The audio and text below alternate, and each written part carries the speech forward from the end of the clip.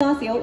羅旭輝先生新年喺珠寶及寶石檢測行業擁有超過15年嘅經驗，擁有 FGA 及 DGA 等相關寶石學文憑資格。佢同時持有認可處嘅翡翠檢測報告簽署人資格。新年曾經擔任香港寶石學院嘅課程導師，並先後喺多間嘅寶石鑑定所擔任鑑定師，現職為一間香港寶石鑑定中心嘅寶石鑑定師。咁喺分享會開始之前我哋現在有請香港珠寶製造業廠商會主席李兆棠先生上台為我哋致送感謝狀俾今日嘅分享嘉賓羅旭輝先生，有請兩位。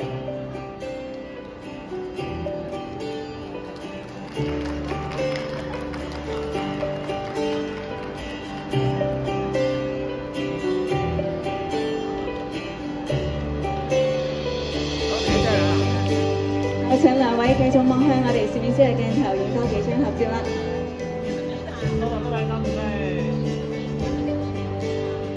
我望一張呢度啊，唔該。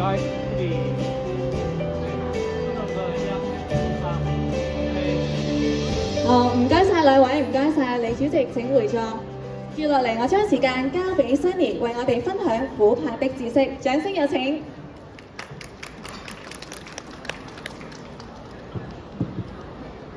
好，各位大家好啊！咁啊嚟到我哋今個珠寶展最後一場嘅講座啦。咁咧今次我負責講嘅咧就係關於琥珀嘅。咁啊可能大家各位咧都會對琥珀有啲認識㗎啦。咁啊我會嘗試用一個有系統啲嘅介紹方法，介紹翻究竟琥珀有咩品種，同埋好多時咧啲人會覺得琥珀同蜜蠟係咪同一樣嘢咧？就算係同一樣嘢，咁我幾時叫琥珀，幾時叫蜜蠟咧？咁我喺呢個講座裏面咧，我都會講及埋嘅。咁啊，同埋咧，將翻咧市場上好多啲唔同嘅商業名稱嘅琥珀啊、種類啊咁樣，我都會一次過用翻一個有系統、大家受國家標準認可嘅名稱咧，去介紹翻俾大家聽。咁令到大家咧有翻一個概念去知道，究竟我哋而家睇嘅琥珀嘅名稱啊、品種啊，應該係要點樣叫先係啱咧？或者我購買嗰陣時應該要注意啲乜嘢？咁我都會喺呢個講座度講出嚟嘅。咁啊，我哋今次個章程大概會講啲乜嘢咧？就係首先啦，簡單我哋要講下琥珀嘅歷史啦，琥珀點樣形成佢個產地，琥珀嘅種類啦，大家又都會最關注嘅。同埋另一樣啦，會擔心就係我買琥珀嘅，究竟而家個處理會係做成點咧？我仲使唔使擔心話買琥珀會唔會遇到有唔同嘅處理，而個商家唔同我講咧？咁我哋都可以喺呢一方面咧，透過睇到唔同嘅處理，你哋會可以喺有時買嘢嗰陣時，你可以方便嘅，你問俾啲商家聽。咁其實啲商家都會好樂意咁嚟嘅。咁佢純粹只係咧，你問唔問嘅啫。好啦，最後啦，就點樣睇佢？我哋簡單嘅鑑定方法啦，同埋咧我哋睇下一啲國內一啲證書點樣寫翡翠嘅品種，同埋點樣做處理，我哋都會簡單去睇一睇嘅。好啦，事不宜遲啦，我哋講下琥珀出現嘅歷史啦。琥珀出現咧，其實世界各地咧都有唔同嘅神話嘅，原因係因為咩咧？琥珀咧其實喺世界各地咧都有發現到嘅。咁啊，中外咧唔同地方都有唔同嘅神話去形成啦。最簡單嘅中國琥珀咧，以前咧真係叫老虎個虎，魂魄個魄，意味住係咩咧？就係話咧，佢哋覺得以前琥珀咧係老虎死嗰陣時，個精魄入咗落地下變成石頭，咁就叫咗做琥珀。咁呢個咧係根據好多啲歷史學家睇咧，呢個係一個最貼近好多古代啲文言文啊、啲歷史啊得出嚟嘅一個結論嚟嘅。咁啊，另外歐洲咧都會有叫係神之淚水啦。咁啊，直至因為咁樣咧，其實世界各地咧都好中意琥珀呢種個寶石嘅。咁你會睇到咧，其實好喺3000幾年前啦，其實我哋中國咧已經做緊首飾㗎啦。咁最早發現到有琥珀製品嘅飾品咧，其實就喺四川三星堆一個1號祭祀坑入面揾到一個韶形嘅吊墜。咁啊，你可以喺圖裡面見到啦，其實有唔同背面係蟬，跟住另外一邊咧係一啲福嘅紋啦。咁可以睇得出咧，其實中國喺3000幾年前咧已經有琥珀做首飾㗎啦。咁啊，其實琥珀咧喺我哋除咗話我哋當寶石之外咧，其實咧好多學術性嘅研究都會接觸到嘅。咁所以琥珀其實一樣咧係好特別嘅寶石，或者係一樣好特別嘅材質嚟嘅。咁包括有乜嘢咧？我哋可以喺琥珀裏面研究到咩啊？古生物學啦，我哋會有侏羅紀公園做題材，就係因為靠古生物學呢樣嘢去推敲到有唔同嘅生物嘅演變啊，同埋佢嘅多樣化，都係靠琥珀做出嚟嘅。第二，睇地球科學，就係話可以睇到咧琥珀嘅形成咧，你可以知道咧古氣候同個環境係點嘅形成。第三樣啦，寶石學啦，我哋可以睇到佢物理性質啦，佢點樣形成啦。其次嘅，我哋可以睇到唔同嘅琥珀喺唔同嘅地方咧有唔同嘅產地，而唔同嘅產地咧又可以有少少因素咧，我哋可以區分到佢嘅。咁陣間咧，我哋都會有少少提及下，俾大家去有個認識同埋有個認知啦。咁啊，最後啦，大家都會諗嘅就係、有寶石就一定有處理嘅啦。其實，咁喺寶石學嚟講咧，離唔開嘅啦。又會唔會有做個優化處理啦？因為琥珀咧係一啲有機嘅寶石，咁嘅意思係咩咧？就係、好容易受到溫度啊、化學物品去做處理去演變嘅。咁所以咧，琥珀啊、珍珠啊呢啲咧，其實好多時會有唔同嘅處理出現。咁簡單睇啦，琥珀係咩咧？就係、其實喺唔同地質時期咧，個古植物分泌嘅樹脂嚟嘅。咁佢要經過咧幾千萬年嘅地質作用咧，先可以形成到琥珀嘅。咁啊，最早嘅琥珀咧，其實可以追溯到5000萬年前添。咁顏色方面啦，簡單睇，其實金色遇到金橙色，甚至藍色、紅色、綠色都會有嘅。咁啊，透明度有半透明至到不透明啦。咁之後會再提及翻蜜蠟翻俾你聽咧，其實蜜蠟咧係其中一種琥珀嘅品種，係屬於不透明嘅。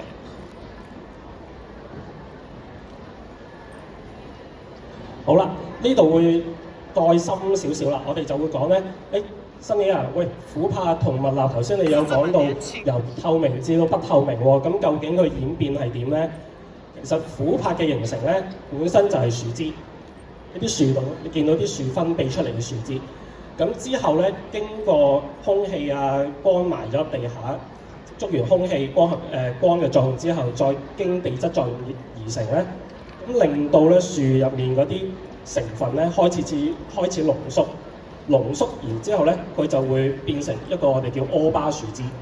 其實去到柯巴樹脂咧，都未係叫琥珀㗎，有啲咧人咧會叫做 young amber， 喺啲外國嘅刊物嗰度咧會係咁寫一個後生嘅琥珀，但係咧如果喺我哋國內或者寶石學咧，其實我哋會叫柯巴樹脂。咁呢樣咧係未到年期嘅琥珀嚟嘅，即係佢未夠成熟。咁所以咧呢個咧係中間嘅個演變嘅狀態嚟嘅。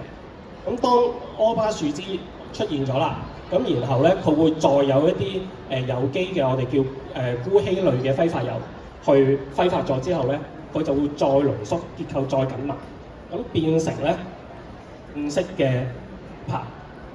咁所以你就可以喺右下方睇到個圖咧，你會見到由樹脂啦，跟住演變成柯巴樹脂，最後再濃縮變成琥珀嘅。咁呢度簡單睇翻咧，其實大部分嘅朋友仔都會知道琥珀大概個成分係啲咩啦，其實都係啲有機嘅組合物嚟嘅。咁最主要有C 啦、H2O 啦，咁另外啦，你哋會別要注意嘅就係話佢個密度。好多時咧，啲人講話我抌個鹽水落去，飽和鹽水抌個琥珀落去嘅，如果佢浮嘅琥珀啦。咁沉嘅就係啲模仿品啦，可能樹脂、塑膠啊嗰啲啦。咁點解會係咁咧？其實咧，佢個密度比較1.04度，佢係喺個飽和嘅鹽水嗰度咧，佢會浮嘅。但係咧我哋而家再深入啲咧，就會介紹話俾你聽咧，準唔準咧？未必準，因為點解咧？呢度都會睇咗少，我都會寫多少少就係、如果個琥珀係好多氣泡嘅，佢會影響到個結構咧會輕身啲，或者可能一陣間講嘅唔同嘅品種嘅琥珀含有唔同嘅內含物咧，佢都會重啲，甚至會沉咗落去。咁所以咧，我哋靠密度嚟睇咧，只係一個好基本嘅分別嚟嘅啫。但係話實際上有冇用咧？我個人認為就真係冇乜用嘅。咁所以我哋都會點解話一陣間會俾多啲圖片啊，俾多啲品種你去睇咧，就因為其實你可以想望佢個大概個結構咧，其實你都已經知道佢係咪琥珀嚟嘅。咁主要嚟講啦，其實咧我哋玩琥珀或者我哋儲琥珀嘅，其實我哋世界有好多笪地方出琥珀，但係咧我就唔太詳細講俾你聽有幾多啦。但係你認住呢幾個地方啊，主要咧其實好多人會聽到波羅的海啦，其次就係墨西哥啦、多美尼加啦、緬甸啦。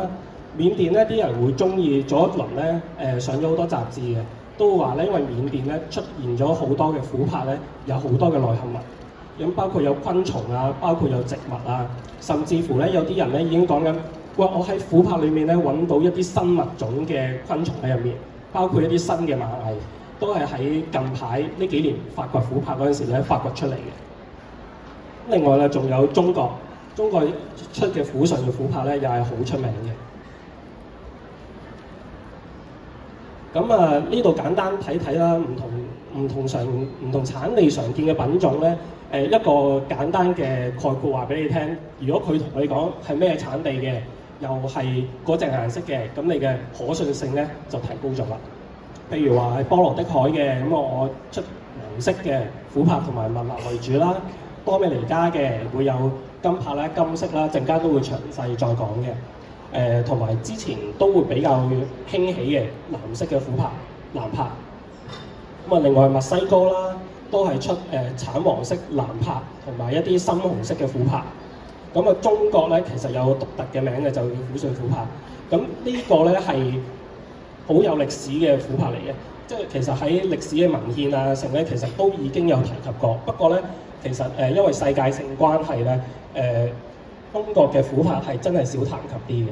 但係其實如果你發覺隨住而家全球化問題關係啦，咁中國嘅琥珀其實都已經掀起一個熱潮嚟嘅啦，已經。咁大家可以多啲留意下，即係有時去開中國睇下嘅，佢如果有同你講，我係呢一笪地方出嘅遼寧嘅琥珀嘅，不妨留意下。咁我都會有啲圖片俾大家睇翻。如果佢係講嗰隻琥珀嘅，你究竟係咪有嗰種嘅樣貌啊、特徵啊？咁我哋先叫係合格咯。咁啊，另外緬甸啦，咩顏色都有嘅，品種又多。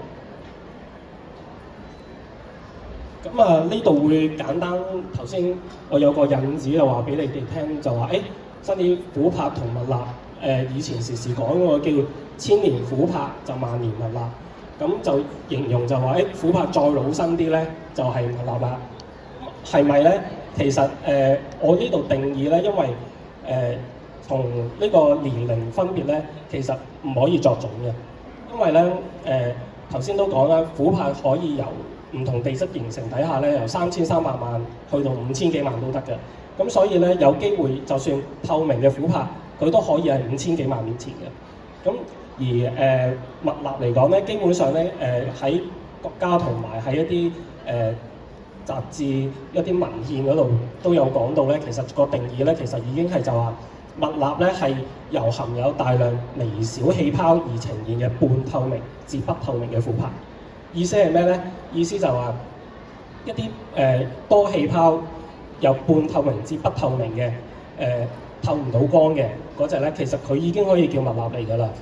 咁所以變咗咧大家可以簡單去理解就話總之琥珀佢唔透明嘅，出面賣緊嘅，你叫佢琥珀叫佢蜜蠟啱唔啱啊？啱㗎啦，冇問題嘅，因為呢個係一個商業嘅名稱嚟嘅。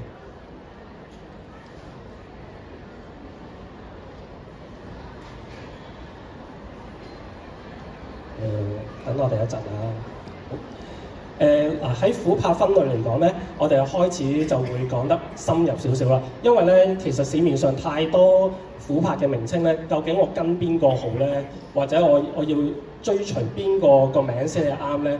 其實咧，2019年咧，中國國家標準裏面咧，其實咧已經分咗琥珀咧12個品種㗎啦。我都覺得咧，佢呢個分類係比較系統性，同埋咧將所有嘅琥珀嘅名稱咧重新去歸納晒。咁歸納出嚟嘅咧，其實咧佢會根據佢嘅外觀同熒光特徵分為呢9種，包括咩咧？金珀、血珀、紅珀、茶珀、藍珀、蜜蠟、根珀同花珀。咁你會有啲可能會大家有啲陌生嘅，就可能係根珀係咩嚟咧？咁我一陣間都會再講嘅。咁其次，另外4類係咩咧？就按包稿睇分嘅，包括係咩咧？松珀、植物珀、水膽珀同礦物珀。咁呢幾樣咧，我哋都會喺每一個品種咧，我都會簡單講俾大家聽，咁大家有個認知嘅。其實咧，除咗國家之外咧，其實咧我哋都要留意多一樣嘅，就係有個叫地方標準。國家有國家嘅大標準，地方有地方嘅標準。好似而家呢一個咧，雲南省嘅地方標準，佢就係咧國家嘅標準講完之後，得，咁但係咧我哋都想喺雲南地方咧再細分化佢，因為咧有啲商貿名稱咧，你有時會聽到喺譬如你喺上網睇，你會見到話，喂新年我聽過有咩醬油珀啊、中綠珀啊，或者係呢個藝珀啊呢啲嘅，咁係咩嚟咧？其實係一啲地方標準嘅名稱嚟嘅，但係咧如果你出去銷售嘅話咧，基本上我哋會用翻國家標準。咁但係既然有呢個地方標準咧，我都想分享俾大家聽。咁啊，等大家咧有個概念，知道其實唔同嘅琥珀咧，其實除咗頭先講嗰12類之外咧，另外都仲有地方咧會有分開呢啲細嘅品種嘅。咁你會睇到啦，其他7項嘅都係地方標準分嘅。包括有茶珀類嘅，你會聽得多嘅，有個叫變色龍。